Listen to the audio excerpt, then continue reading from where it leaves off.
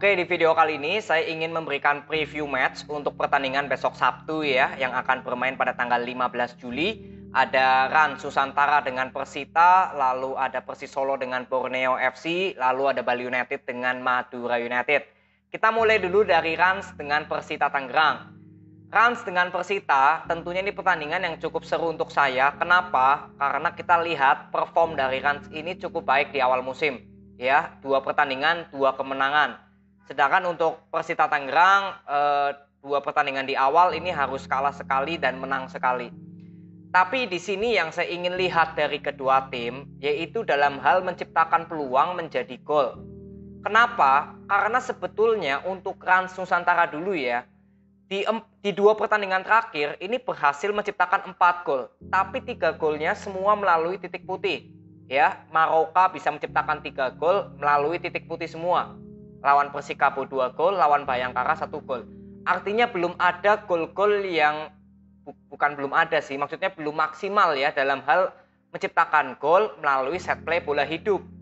Ya, kemarin lawan Bayangkara kan bisa menciptakan 1 gol ya, itu gol yang cukup bagus juga, diberikan dari Tavinho, ini asis dari Arifin ya. Ya, ini juga harus diwaspadai oleh pertahanan dari Persita, karena artinya bahwa Rans lebih banyak memainkan permainan yang agresif atau bermain lebih melakukan transisi ya, atau overlap ke dalam area kotak penalti.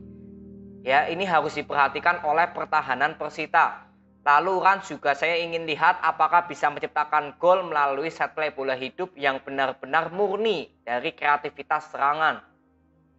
Sedangkan untuk Persita Tangerang, di 2 pertandingan terakhir hanya menciptakan 2 gol lawan PSIS Semarang. Dan kalau boleh dibilang kemarin lawan PSIS Semarang, sebenarnya Persita Tangerang ini banyak sekali mendapatkan peluang emas. Tapi sayang hanya 2 gol yang tercipta. Jadi artinya untuk Persita Tangerang, kalau untuk masalah menciptakan peluang, ini saya kira sudah cukup bagus kemarin lawan PSIS. Ya, saya berharap besok lawan Rans, kalau misalkan nanti Vergonzi ya, terutama kalau mendapatkan peluang emas ya semoga bisa lebih dimaksimalkan menjadi peluang gol. Kemarin lawan PSIS Semarang saya kira Persita harusnya bisa menang lebih dari 2 gol karena peluang emasnya ini sangat banyak. Ya. Lalu dari segi pertahanan, Rans dengan Persita ini sama-sama bermain lebih pressing atau terbuka. Jadi artinya untuk Rans ya dengan Persita bisa memanfaatkan sebagai skema permainan cepat. Karena kedua tim sebenarnya lebih cenderung sama ya, mengandalkan permainan cepat. Ya seringkali juga bisa bola possession, tapi ya kalau dari basicnya itu permainan cepat. Ya, jadi di pertandingan besok kita akan lihat aja untuk peluang-peluang yang tercipta, lalu bagaimana dari segi pertahanan, karena sejauh ini dari Rans dengan Persita juga sama-sama kemasukan 2 di 2 pertandingan terakhir. Ya, jadi kita akan lihat besok siapakah yang berhasil menciptakan gol dan bisa memenangkan pertandingan dengan hasil tanpa kemasukan. Jadi besok kita ketemu di video review aja. Lalu next ya, kita dari Persis Solo dengan Borneo FC. Persis Solo ini belum pernah menang ya di 2 pertandingan awal. Sedangkan untuk Borneo FC ini belum pernah terkalahkan. Jadi kalau dilihat dari kedua tim, sebetulnya Persis Solo dengan Borneo ini memiliki kesamaan, yaitu dalam hal menciptakan peluang menjadi gol itu cukup bagus. Ya, tapi di sini kita berbicara di sektor belakang.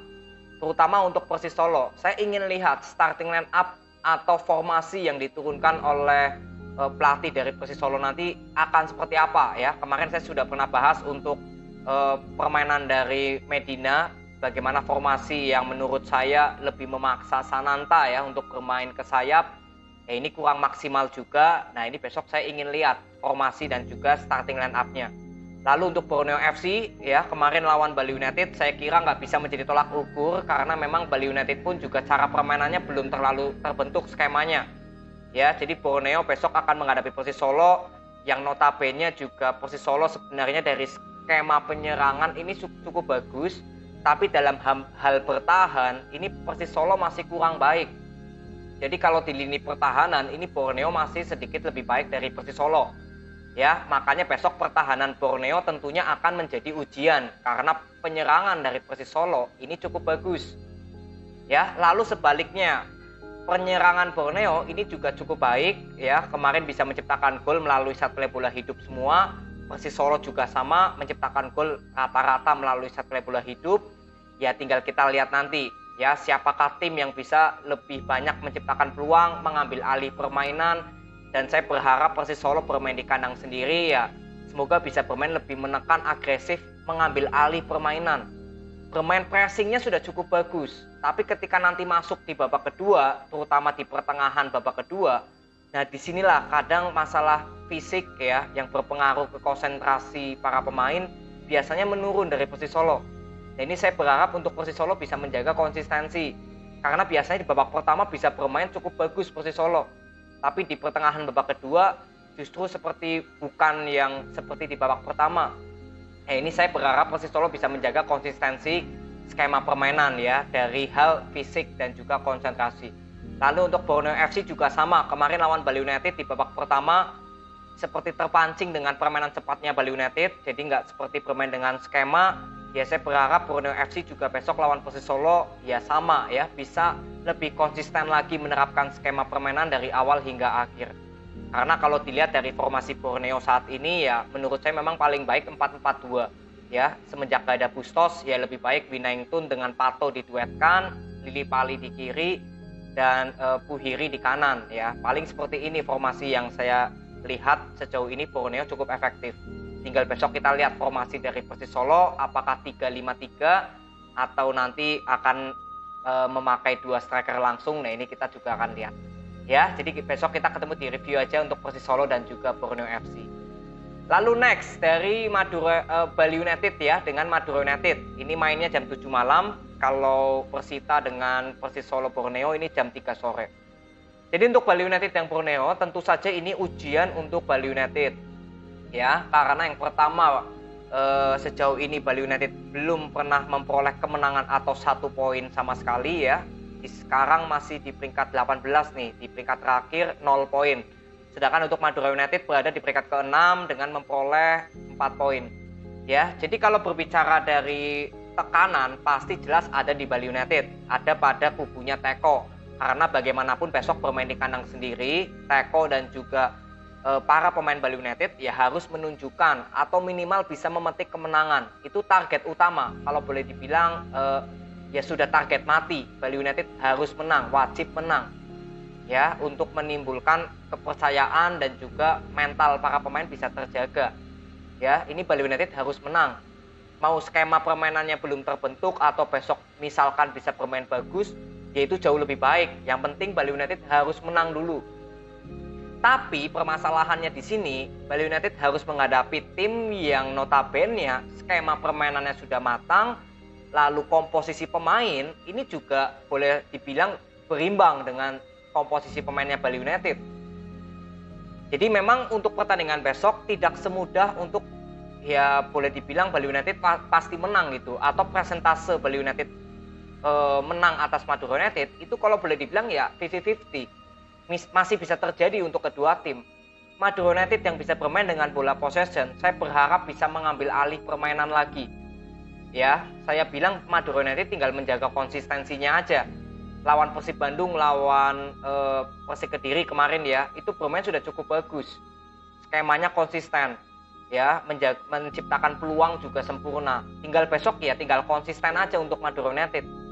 Yang paling penting adalah untuk Madura United sendiri ya, semoga bisa bermain tetap mengandalkan skema permainan, tidak terpancing dengan permainan cepatnya Bali United. Karena di musim kemarin saya masih ingat sekali Madura United sempat bermain cukup bagus di babak pertama saat menghadapi Bali United ya, bermain di kandangnya Madura United nih saya ingat. Tapi ketika di babak kedua justru Madura United seperti terpancing dengan gaya permainan cepatnya Bali United. Nah ini saya berharap untuk Madura United besok yang saya ingin lihat semoga bisa tetap konsisten bermain dengan bola possession, tetap konsisten bermain dengan passing-passing cepat ya, kreativitas di sektor tengah semoga bisa lebih terus konsisten ya. Sedangkan untuk Bali United ya kalau berbicara dari skema permainan ya saya berharap juga Bali United bisa bermain seperti lawan PSM Makassar di leg kedua. Saya sebenarnya menunggu untuk Bali United bisa bermain pressingnya bagus, bola possession juga bagus. Karena sebetulnya Madura United juga pernah bermain cukup bagus pada saat kemarin lawan PSM Makassar di playoff. itu mengendalikan bola possession bisa, bermain pressing bisa. Nah, ini saya sebenarnya berharap-harap dari kemarin. Ya, Bali United lawan Borneo, lalu Bali United lawan PSS Sleman. Saya berharap permainan Bali United ini bisa balik seperti playoff lawan PSM.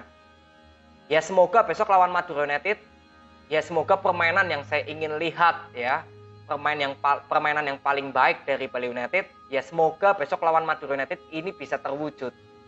Ya, kalau Bali United bisa bermain seperti yang saya bilang ya, teko kalau lagi top banget. Nah, ini saya kira barulah pertandingan bisa dikatakan 50-50. Ya, tapi kalau berbicara dari skema permainan yang sejauh ini, berbicara konsistensi, ya jelas di Madura United.